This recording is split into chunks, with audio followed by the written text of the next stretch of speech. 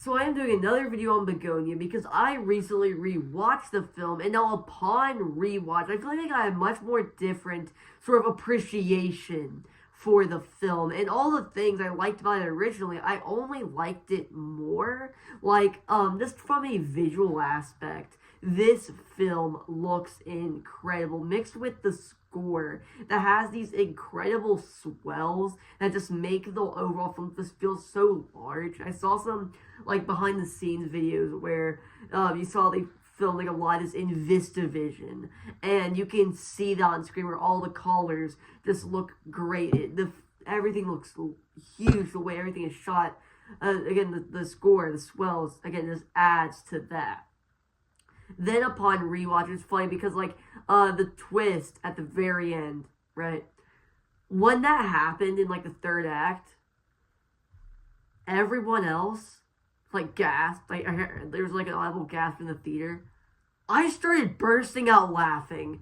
So as I was editing the video, I just wanted to clarify something. After I started bursting out laughing, I quickly caught myself and stopped as to not ruin the experience of everyone else who has seen it for the first time. Just wanted to add that in there so I don't seem like an asshole. And yeah, let's go back to the video.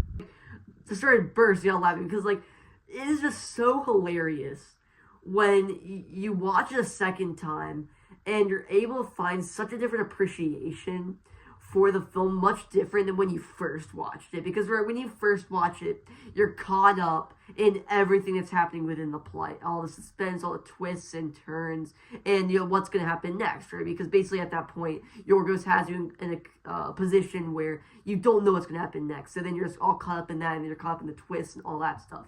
Upon rewatch, though, when you already know what's going to happen, you know those twists and turns, where they're coming, you can definitely watch it and appreciate it and kind of view it again at a different angle, like you're watching the same movie for the first time again. You're just watching it again from a much more different angle where you can appreciate it on different levels. And I feel like that's definitely the biggest strength, is the rewatchability aspect of this film. I paid a lot more attention to the cinematography, to the score, and then even, again, remember that twist, right?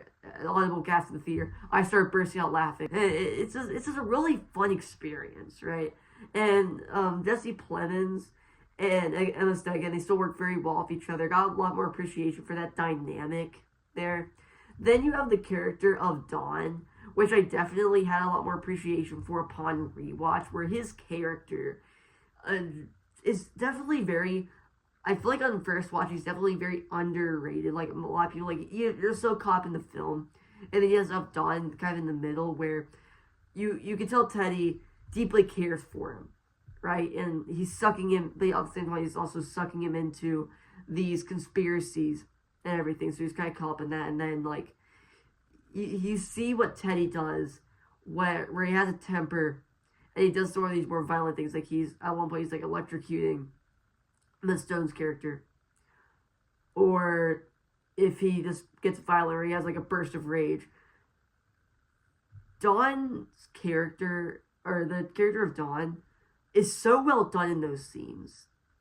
Because you would tell just how uncomfortable he feels, where just, the way he moves, his body language, it all makes for just a really great performance. The dinner scene, or not the dinner scene, but the scene where they're up, where they finally bring Emma Stone back up from the basement they're eating, where they start, the conversation starts to get a little bit more heated, and then you just have Dawn in the center kind of feeling pretty uncomfortable. Or even again during that electrocution scene, he gets up and he's Teddy, stop again.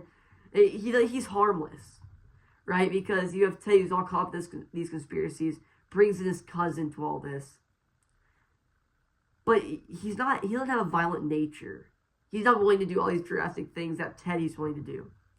That's why even he stops him from fully going through with the electrocution test, or stuff like that, or even when he's shaving her head early on, when they first kidnap her and they're heading to their house, he's I don't want to hurt her. I'm just making sure I'm doing it.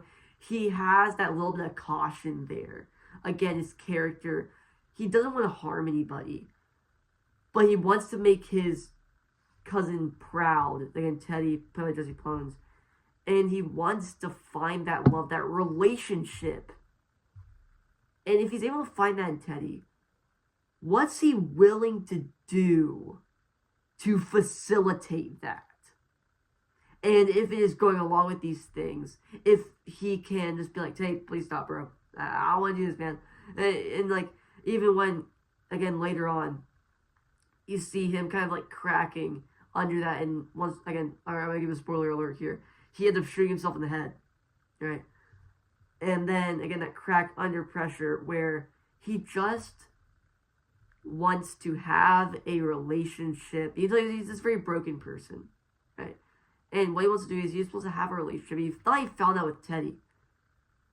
But then he realized this is a lot more than that. Again, the conspiracy at the core of this with Teddy. And so in that moment, he kind of cracks and he ends up killing himself. Taking his own life. And that's just such a powerful moment. Like, when you first watch it, right, it's kind of like a shock. Then you rewatch it. It plays very differently. Again, a lot of the scenes in the film do, but that one just specifically really stuck with me upon rewatch. When you get into where the character is, his relationships with the people around him, and I guess one thing upon rewatch that didn't really stick with me as much was the cop character.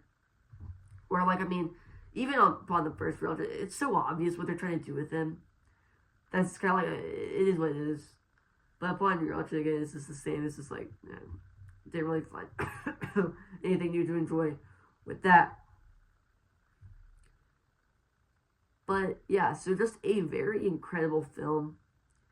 I watched it with my dad, and like, he usually doesn't like films that go in a like a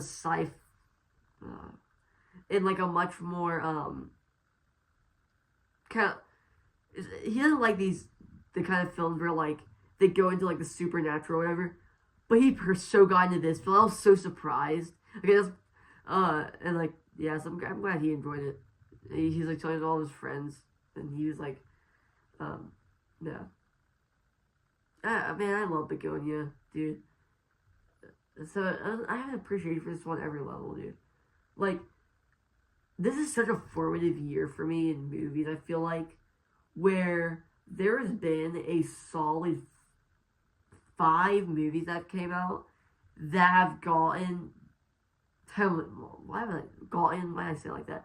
That have gotten in, like, my top, like, 25 movies ever. And I don't know what it is this year, but, like, I have just, like, loved movies more than I feel like I ever have had before. I got into movies when I watched them back in, like, 2023. I watched, like, Indiana Jones and the Dial of Destiny. And that was such an incredible experience. And now here, where I feel like I'm more into movies than I ever have been. That's kind of incredible. Yeah, so I'm kind of glad I watched Bugonia when I did. Because I love it. Man, I love movies, dude. And, so that got, like, it's, like, 11 o'clock, dude. I need to go to bed. But, yeah, I just wanted to record this video because I just thought there's so many interesting things about the film. But, yeah, that's about it. See ya. I got this from, like, from Amazon or whatever. It's, like, to go with your tripod. Dude, it doesn't work half the time, but it even works this time. Goodbye.